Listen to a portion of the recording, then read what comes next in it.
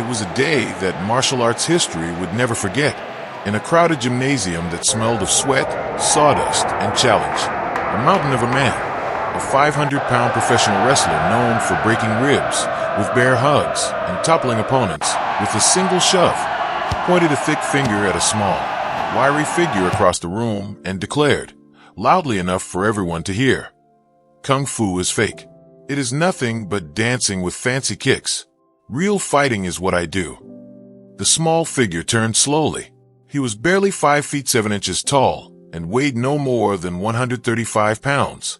His name was Bruce Lee, and in approximately 3 seconds, that wrestler's world, and the world's understanding of combat, would change forever. To understand the full weight of that moment, one must first understand what the world thought of Asian martial arts in the mid-20th century. In North America and Europe, the 1960s and early 1970s were still deeply skeptical of Kung Fu, karate, and any Eastern fighting discipline. Wrestling, boxing, and street brawling were considered real fighting. Everything else, the spinning kicks, the horse stances, the chi power demonstrations, was widely dismissed as performance art dressed up as combat. Professional wrestlers, in particular, occupied a position of enormous physical authority. These were men who weighed twice what most fighters weighed. They could bench press automobiles. They could absorb punches that would knock normal men unconscious, shake them off, and smile. To challenge one was not merely bold. It was considered suicidal. Bruce Lee walked into that environment not as a tourist, but as a man on a mission. Born in San Francisco on November 27, 1940, and raised in Hong Kong, Lee had been training in Wing Chun Kung Fu since the age of 13 under the legendary IP Man. He had studied philosophy, physics, and human movement with the obsessive intensity of a genius. By the time he arrived in the United States as a young man, he was already something the world did not yet have a name for: a complete fighter. Witnesses who were present that day recalled that when the wrestler made his declaration, the room fell into a stunned hush. People stepped back. Some looked at their shoes. A few quietly moved toward the exit, not because they feared the wrestler, but because they feared what was about to happen to him. Those who knew Bruce Lee understood something the wrestler did not, that behind those quiet eyes and that composed expression was not a man preparing to defend himself, but a man who had already won. Lee had trained for this kind of moment, not this specific moment, but every moment like it for years. He had sparred with fighters from every discipline. He had studied film footage of real street fights. He had developed techniques specifically designed to neutralize larger opponents quickly, efficiently, and without mercy. Bruce Lee did not argue. He did not explain himself or begin a lecture about the history of Kung Fu. He did not try to impress the crowd with a demonstration of forms or kata. Instead, he simply said, "Show me." 2 words, an invitation, or perhaps a warning dressed as an invitation. The wrestler charged. This was his strategy. It had always been his strategy. Overwhelming mass, delivered at speed, impossible to stop. He had flattened men with this approach. He had pinned professional athletes. He had made seasoned fighters abandon all technique and simply try to survive the impact. Bruce Lee did not move away. He moved forward, a fraction of a second, a single precise step, and met the charge not with resistance, but with redirection. Those watching said it was almost impossible to follow with the naked eye. There was motion. There was contact. There was a sound, a sharp, controlled impact. And then the 500-pound wrestler was on the ground, staring at the ceiling with eyes that told the story of a man who had just discovered that everything he believed about power was wrong. 3 seconds. That is all it took. Not because Lee was lucky, not because the wrestler slipped, but because Bruce Lee had spent years understanding what most fighters never grasp: that size without precision is wasted energy, that aggression without awareness is self-defeating, and that the greatest weapon is not the fist, but the mind that directs it. Bruce Lee was not simply a martial artist. He was a philosopher of combat, an anatomist of violence, and an engineer of efficiency. He understood Newtonian physics before most fighters understood how to throw a proper punch. He knew that force equals mass times acceleration, and that a smaller man who maximizes acceleration can generate force equivalent to or exceeding that of a much larger man moving slowly. His famous 1-inch punch, A strike delivered from a distance of just 1 inch that could launch a full-grown man several feet backward was not magic. It was biomechanics. By coordinating the rotation of his hips, the extension of his legs, the snap of his wrist, and the engagement of his entire body in a single explosive chain reaction, Lee could generate enormous kinetic energy in the smallest possible space. When he hit you, the force did not come from his arm. It came from the ground, traveled through his entire body, and arrived at the point of contact as a concentrated burst of total physical commitment. But the physics was only part of story. Lee also understood psychology. He knew that a large opponent's greatest liability is his own confidence. He knew that a man who believes he cannot be hurt will not protect himself adequately. He knew that the moment an opponent commits to a single strategy, he has abandoned all others, and that commitment is a vulnerability. The wrestler who charged believed that reaching Lee was the same as defeating Lee. Bruce Lee understood that the reach was the danger, and he had already planned for it. The philosophy that made Bruce Lee unstoppable was called Jeet Kune Do, the way of the intercepting fist. It was not a style in the traditional sense. It was, in Lee's own words, the art of expressing the human body. He rejected the rigid forms and predetermined sequences of classical martial arts, arguing that a real fight was too unpredictable, too chaotic, and too fast for memorized patterns to be useful. Instead, JKD was built on a single guiding principle: intercept. Do not wait for your opponent to complete his attack before you respond. Do not block and then counter. Attack the attack. Meet aggression at its source, before it can build momentum, before it can gather power, before it is fully committed and therefore become unstoppable. A wrestler mid-charge is not yet a wrestler who has grabbed you, and a wrestler who has not yet grabbed you can be redirected, unbalanced, and neutralized. Lee also incorporated elements of boxing, fencing, Western wrestling, judo, and any other discipline that offered genuine functional value.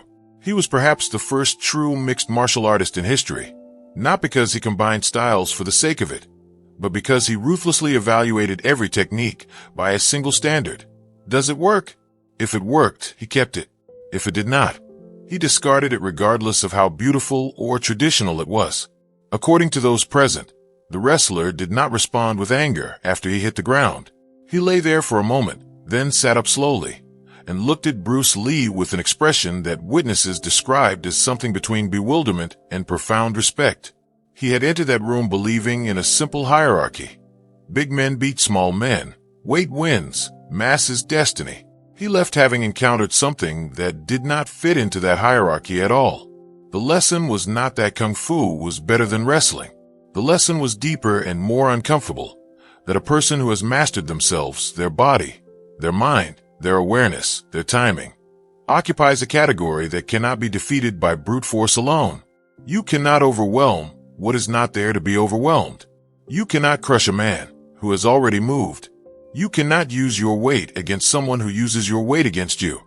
Bruce Lee died on July 20th, 1973, at the age of 32.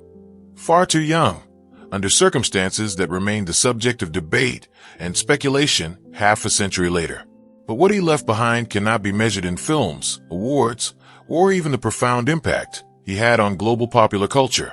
What he left behind was a way of thinking about the human body, human potential, and human limitation that continues to influence combat sports, philosophy, and self-development to this day.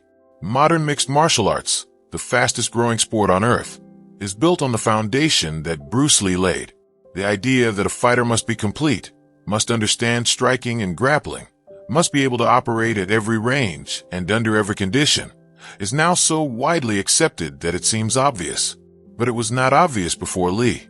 Before Lee, fighters specialized and stayed within their specialization. After Lee, the best fighters in the world cross-trained, adapted, and became exactly what Lee had been, whole. UFC legend Chuck Liddell credited Bruce Lee as a primary influence. Conor McGregor has spoken about Lee's philosophy of adaptation and unpredictability. Even Royce Gracie, whose family created Brazilian Jiu-Jitsu and who demonstrated the power of ground fighting to the world, acknowledged that Lee's willingness to look beyond stylistic boundaries was revolutionary.